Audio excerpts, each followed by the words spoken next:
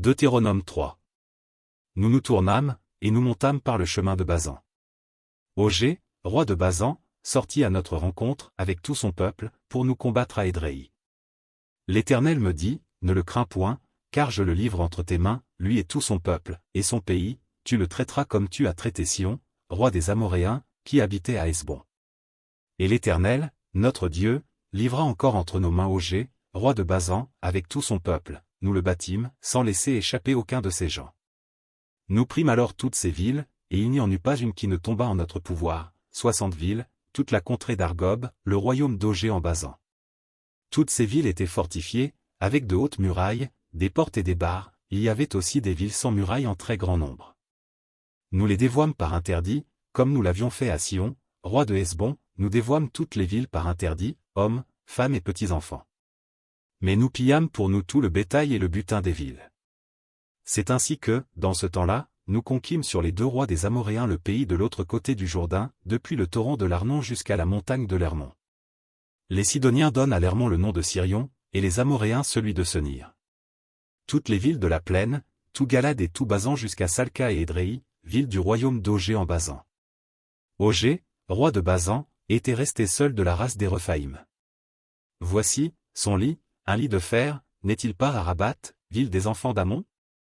Sa longueur est de 9 coudées, et sa largeur de 4 coudées, en coudées d'homme. Nous prîmes alors possession de ce pays. Je donnai aux Rubénites et aux Gadites le territoire à partir d'Aroër sur le torrent de l'Arnon et la moitié de la montagne de Galad avec ses villes. Je donnai à la moitié de la tribu de Manassé le reste de Galad et tout le royaume d'Ogé en Basan, toute la contrée d'Argob, avec tout Basan, c'est ce qu'on appelait le pays des Rephaïm.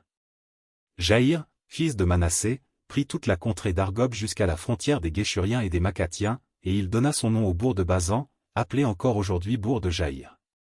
Je donnai Galad à Makir. Aux Rubénites et aux Gadites je donnai une partie de Galad jusqu'au torrent de l'Arnon, dont le milieu sert de limite, et jusqu'au torrent de Jabbok, frontière des enfants d'Ammon.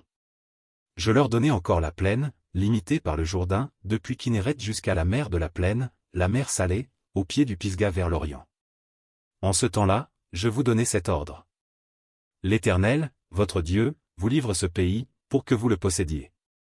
Vous tous, soldats, vous marcherez en armes devant les enfants d'Israël. Vos femmes seulement, vos petits-enfants et vos troupeaux, je sais que vous avez de nombreux troupeaux, resteront dans les villes que je vous ai données. Jusqu'à ce que l'Éternel ait accordé du repos à vos frères comme à vous, et qu'ils possèdent, eux aussi, le pays que l'Éternel, votre Dieu, leur donne de l'autre côté du Jourdain. Et vous retournerez chacun dans l'héritage que je vous ai donné. En ce temps-là, je donnai des ordres à Josué, et je dis, tes yeux ont vu tout ce que l'Éternel, votre Dieu, a fait à ces deux rois, ainsi fera l'Éternel à tous les royaumes contre lesquels tu vas marcher. Ne les craignez point, car l'Éternel, votre Dieu, combattra lui-même pour vous. En ce temps-là, j'implorai la miséricorde de l'Éternel, en disant, Seigneur Éternel, tu as commencé à montrer à ton serviteur ta grandeur et ta main puissante, car quel Dieu y a-t-il, au ciel et sur la terre, qui puisse imiter tes œuvres et tes hauts faits? Laisse-moi passer, je te prie, laisse-moi voir ce bon pays de l'autre côté du Jourdain, ces belles montagnes et le Liban. Mais l'Éternel s'irrita contre moi, à cause de vous, et il ne m'écouta point. L'Éternel me dit, c'est assez, ne me parle plus de cette affaire. Monte au sommet du Pisga, porte tes regards à l'Occident, au Nord, au Midi et à l'Orient, et contemple de tes yeux, car tu ne passeras pas ce Jourdain. Donne des ordres à Josué, fortifie-le et affermis-le, car c'est lui qui marchera devant ce peuple et qui le mettra en possession du pays que tu verras. Nous demeurâmes dans la vallée, vis-à-vis de Beth-Péor.